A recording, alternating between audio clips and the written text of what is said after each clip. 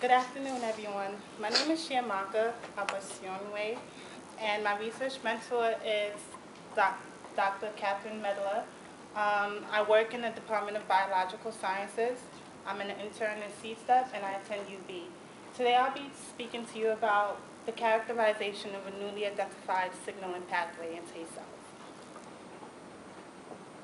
So, a brief overview of what I'll be discussing today is, first I'll tell you some background on taste transduction pathways, and I'll state my objective, I state my hypothesis, I'll give you a detailed and graphic overview of my methods, and I'll state my results, state my conclusion, future research endeavors, and I'll give acknowledgments to people who have supported me.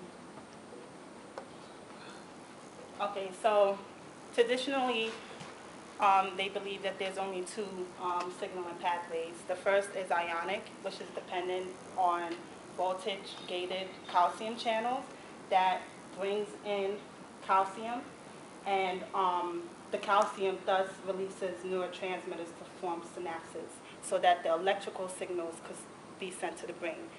And then the other kind of pathway is complex transduction pathway, which transduces bittersweet and umami. Umami is protein detection, so it's the detection of complex proteins and stuff like that.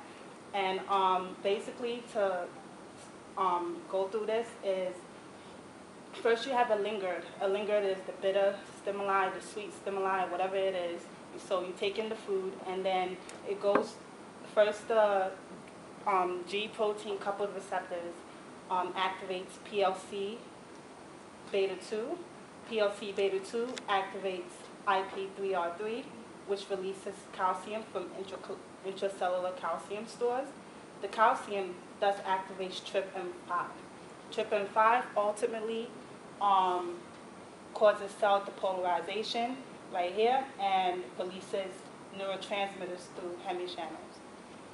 The most important thing to remember about this pathway is that TRPM5 ultimately releases neurotransmitters through hemichannels and uses ATP. So my objective is to identify proteins involved in the new signaling pathway. The new signaling pathway is unique because it's dependent on G protein coupled receptors, like the complex pathway, but it doesn't release neurotransmitters through hemichannels. It releases neurotransmitters through biochemical stimuli, like you see in the bottom. So it uses components of both the two other transduction pathways. My hypothesis is that TRPM4 is involved in transducing chemical signals in the new pathway. So this is an overview of what's going to be my methods. The two categories of my method is, the first thing I want to try to do is try to amplify cDNA, the cDNA of the mRNA expressed in the tongue. If I could amplify the cDNA, then it's in the brain, and then if it's in the brain, then it's probably in the body. And then the second category of methods is protein detection. So the first method is preparation for immunocytochemistry. Immunocytochemistry is protein detection. It's a way in which we try to detect proteins. So the first thing I do is I obtain a mouse. The two mouse that I'm working with is a black 6 mouse, which I just started working with, and the GAD67 GFP mouse. What makes this mouse special is that it fluoresces green, so it's good for labeling, so I can see the contrast. The next step is that I euthanize the mouse using CO2 in this chamber right here, and this is the CO2 oxygen tank. And then I cut the mouse tongue out and making sure that the CV right here is intact. The reason why we want the CV to be intact is because the CV contains taste buds, and taste buds contains taste cells. The next thing I do, step 4, is I put the tongue in a fix. The reason why I put it in a fix is because I don't want the cells to degrade. Once you cut the tongue out, it starts degrading immediately, so you have to put it in a fix. And then what I do next is I place it in a 20% sucrose solution. I place it in a 20% sucrose solution because I want to prevent it from freezing when I'm cutting. The next step is that I freeze the tissue using OCT compound. An OCT compound is just a tissue that allows it to cut effectively. And I freeze it for 5 minutes. The next step is that I cut the section using a cryostat. I cut the sections in 40 micrometer sections so I could get it thin enough to look at in a microscope. And then I wash the sections using PBS. But mind you, I only collect the sections that have CVs because I want the taste cells. So I wash it, and PBS is kind of like a mouthwash. So now I'm ready for immunocytochemistry. Immunocytochemistry, the first thing I do is I incubate it with block solution. What block solution does is that it blocks out any non-specific binding, so that when I do my binding and labeling, that I'll get my target. The next step is that I incubate the section with diluted primary. The primaries that I'm working with is PGP 9.5 and PLC beta 2. Now, the reason for a primary antibody is because in order to detect the protein, you need a primary that's going to bind to the protein, but you need a specific primary. So these are specific primaries, and then I use that, and then I incubate that for 2 hours at room temperature. So this is kind of, I didn't put no pictures in the slides because it's kind of the same. Then you incubate it, wash it. So, so the sections are left in the primary, and then washed again the next day.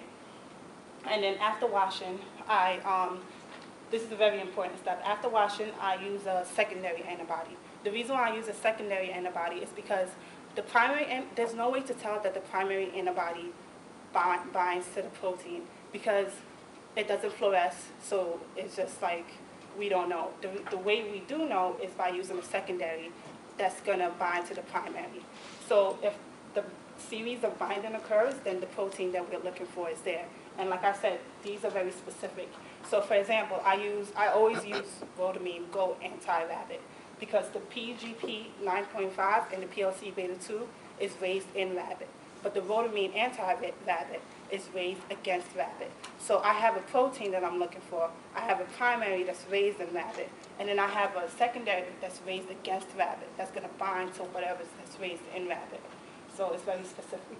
And then I wash it again and fluoro mount it and cover slip it. And then I view the sections using a microscope.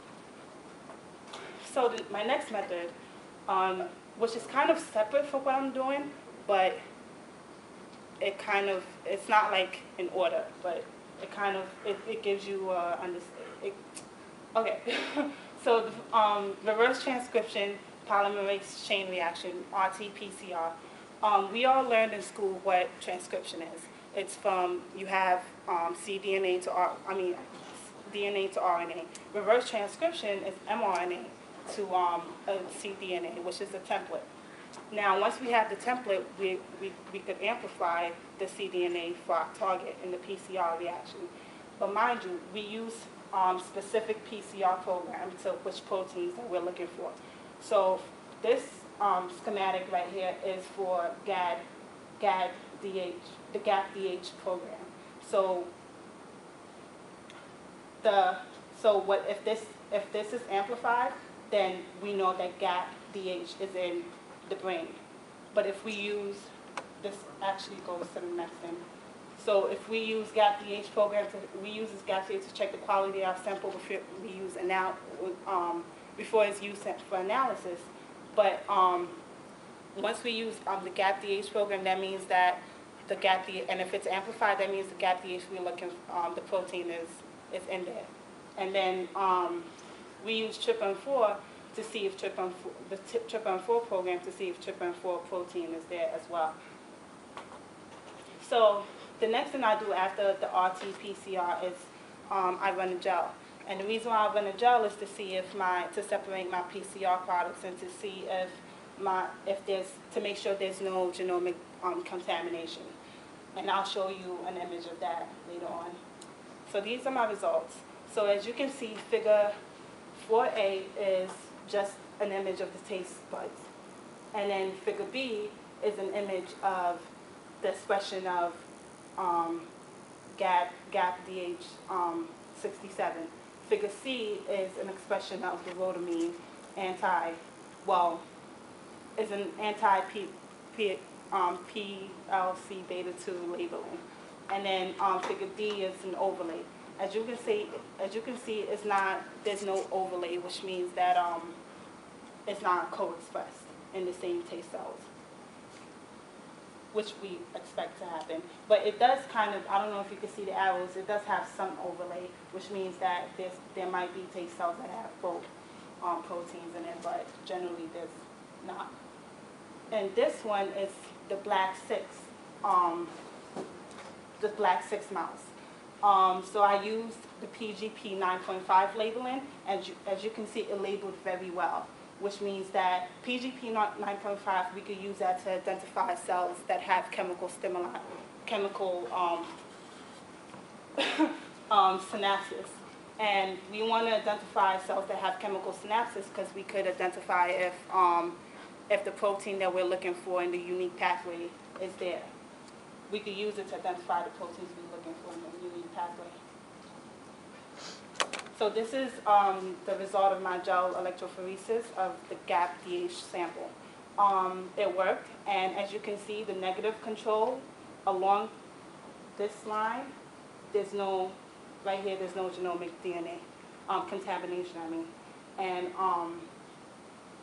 And yeah, it worked, and as we expected.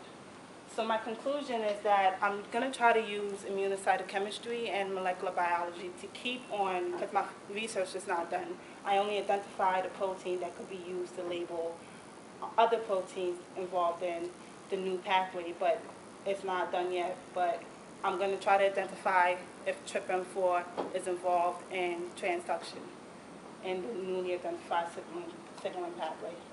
My future research is to determine if cDNA of the TRPM4 can be amplified, and I'm working on that right now. We're testing it with the PCR, TRPM4 PCR program, and we're using different temperatures, adding magnesium, adding less magnesium, just trying to work with it to see if it could be amplified.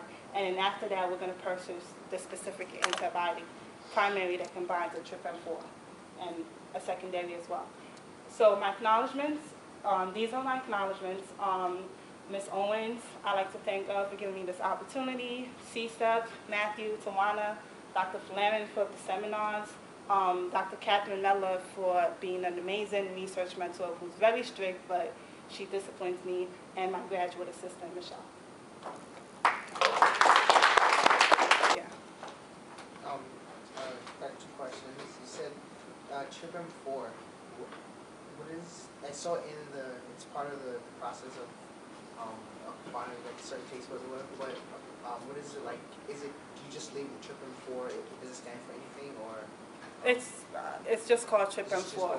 It's a protein in the TRPM4 channel. Okay. So we're trying to identify if it actually has a TRPM4 channel. Okay. So yeah. And you said you make the slices 40 micrometers thin. Yeah. How do you do that? Is a machine that does that for you? Yeah, you set it. You put it in the thin and you set it. So every time it cuts, it goes down 40. The cryostat, it goes down 40 micrometers. Yeah. So what are your next steps? My next steps is to continue identifying the proteins involved in the new signaling pathway. And right now, I'm just trying to identify, because what we believe I don't know if you remember, but the complex pathway that I showed you had TRPM5. And the new pathway has IP3R3 and IP3R1 and PLC beta 3, which are isomers of the old pathway. So we believe that if it has TRPM5, if it has IP3R3 and IP3R1, then maybe also has TRPM4, which is an isomer. So we have two pathways that look like each other, and we're trying to identify. My hypothesis is that maybe the one looks like the other, kind of has the same proteins as the other one has.